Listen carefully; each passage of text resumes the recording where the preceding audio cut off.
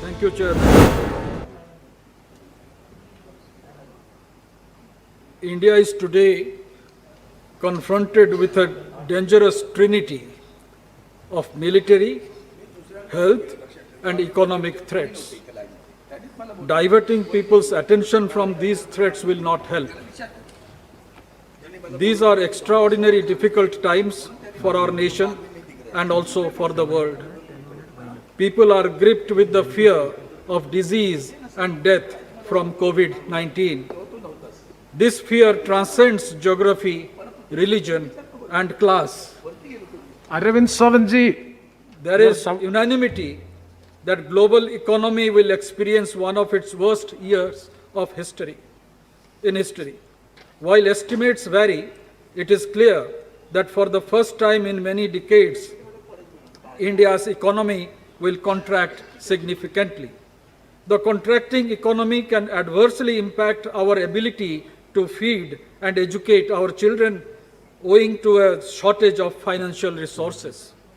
It is these imperatives to act with utmost urgency to nudge the economy back to good health, which I believe this government is doing diligently, and expanding public expenditure to build infrastructure of various types are to name a few. Recently, Dr. Montek Singh Ahluwalia has said reforms fall into three groups. About 40% can be done by central government alone. Another 40% require action by both the center and states, and the rest 20 be done by the states alone. Therefore, there is a need to be agreeable across the center and states, which is not easy, but the present union government under the able leadership of Prime Minister Narendra Modi can get things done. Sir, despite strained revenues, the government is not skimping on spending, and towards this end has proposed infusing 20,000 crore into public sector banks and allocating a further 40,000 crore for MGNREGA. Bank recapitalization will not entail any fresh expenditure, while the allocation for the rural employment as part of Atmanirbhar Bharat will be a part of government's demand for fresh fresh spending of 1.67 lakh crore in fiscal year 2020-21. Around 68,868 crore will be met through savings in other schemes. According to estimates by ICRA, the central fiscal deficit will touch 7.4% of GDP in fiscal year 21. The rating agency has, however, assumed 7.5% contraction in GDP at current prices in the current fiscal year. So here I would like to mention, sir, with revenue collection hit amid disruptions due to lockdowns, the fiscal deficit is likely to touch 7% of GDP. And here 30.5% fall in revenue from income tax, 34% fall in revenue from GST, 13.1% rise in expenditure due to additional spending incurred to save lives and livelihood. But at the same time, I would also mention around 33,771 has been allocated for cash transfer to Women Jan Dhan accounts and in accounts of old people. Ministry of Consumer Affairs, Food and Public Distribution has been provided an additional allocation of 16,000 crores for distribution of food grains for COVID fight. Ministry of Health and Family Welfare been provided with 14,000 crores. National Credit Guarantee Trust Company been allocated 4,000 crores for guaranteeing rupees 3 lakh crore of loans to micro, small and medium enterprises, and rupees 46,000 crore been allocated for revenue deficit grants to states as recommended by the 15th Finance Commission. Here I would like to mention, sir, that while amidst calls for big push, but government spending up just by 11% in April to July from last year. But expenditure pattern in rural development has increased by 145%.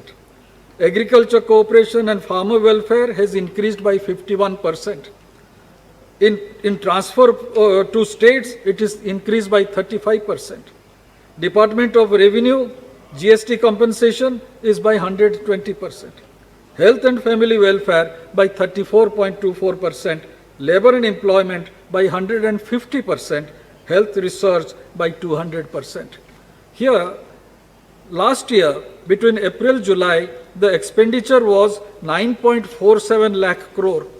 This year, despite the stimulus package, there is expenditure of about 10.54 lakh crore, which is 1.07 lakh crore more, or around 11%. Why I am saying this?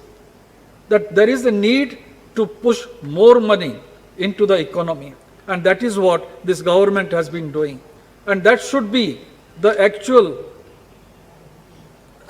medicine to revive our economy. I would say there is a dire need to restore confidence in the financial system, which acts as the vital lubricant for the economy. A large direct cash assistance to people, improving capital adequacy of banks and providing credit guarantee schemes for corporates require significant financial resources. Government finances are already stretched and a major shortfall in revenues. New avenues for tax are not feasible in short term.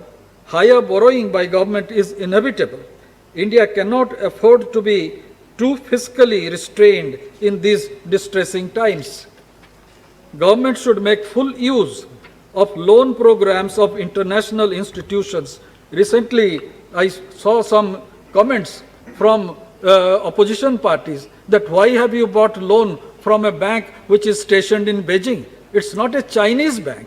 It's an international bank where India also has its share. And we have bought loan, and there is no harm in bringing loan from international institutions. Over our long track record as an impeccable borrower with no default, timely repayment, and full transparency makes us an ideal borrower. Tax revenues are going to fall short by about 2.5% of GDP. But it makes no sense to respond by cutting expenditure to preserve the fiscal deficit. A slippage in the deficit should be accepted on this count, and I believe there should be larger consensus, cutting across party line in this country. Yes, Mehtabji, please. I hardly have spoken 5 minutes. No, he has already 8 minutes already covered. Sorry? 8 minutes. 8 minutes. Yeah. Your allotted time is 7 minutes. Please allow me some more time. Okay, please. Higher fiscal deficit necessitated by short-term compulsions in the current year must be followed by bolder steps to achieve fiscal consolidation once normalcy is restored. A credible plan for consolidation in the next 5 years is what needed. This has to be part of the longer-term agenda. Some steps are being taken by the government. By increasing the role of the country's private sector in improving agricultural marketing, making it easier for industrial and housing projects to acquire land, introducing greater flexibility in the labor market, and expanding public expenditure to build infrastructure of various types are to name a few. And here I would like to mention, sir, I come to the third point which I was... Last point. I have some more points, but I'll come to the third point, and if you allow me, I'll come to the other points relating to my state. But here, now I have a point to make on GST. The friction between the center and states over GST compensation is the most important political economic challenge India faces today. It all goes back to the grand bargain to usher in GST, to create a common market that would subsume 17 taxes and 13 cesses. States voluntarily surrendered unilateral powers of taxation over half of their revenue base. To help them, a 5-year compensation for revenue shortfall was legalized or was legislated. It was believed that if the compensation fund did not have enough money, the center would step in. The legal position has two elements. States are entitled to compensation, and the GST Council shall decide the solution if there is not enough money in the compensation fund. The center cannot sidestep. The center has disproportionate powers when it comes to borrowing, but I believe the way out requires states to come forward to work with center. Yes. You have split the anticipated revenue shortfall between one arising out of implementation issues amounting to around 97,000 crores and the residual amount presumed to be an act of God. You have offered two options to borrow on their own account. This is not what Mr. Arun Jaitley had assured. Yet I would say, Yes. as the global pandemic has played havoc with the economy, revenue streams of the government have been severely impacted. You have provided two options, and option one seems to be better. If center is not coming forward to borrow, option two will hurt and will push up the interest rate. In option one, the single window being arranged by the center and the entire debt being serviced from future cess receipts will ensure that the cost remains close to G-Sec rate. Moreover, there will be no variation in the interest rate as between the states. There will be considerable flexibility in borrowing from the states in those stressed times as certain additionalities have been relaxed. Most significantly, sir, the 14%. Kindly conclude. Yes. 14% assured growth has been maintained, only a part of it has been deferred. Those who are harping on to take the pound of flesh from the center at this juncture should remember the VAT regime that was prevalent before the GST came into existence. I would ask those states to put themselves in that VAT regime and consider what would have been their position today in this time of contraction. Sir, many things have been said about the migrant labor issue. I'm not going more into it, but there is a need to have, just give me another 2-3 minutes. I'll just shorten it by, So very difficult to give another 2-3 minutes. sir, we'll be sitting here till 11 o'clock. You are allowed You to. understand that? Yes. And I will be also sitting to hear what the minister is going to say, But we have because to I have acco- participated in No, we this. have to accommodate everybody, that's I know that. There are but- number of but- speakers. But as this is a supplementary demand for grants and first supplementary demand for grants, and this is the first discussion You are allowed we are to- having after 6 months. Your party allotted time is 5 minutes, but you have taken more. Party allotted time is for 4 hours. No, your party allotted. Yes, I know that. But I know that.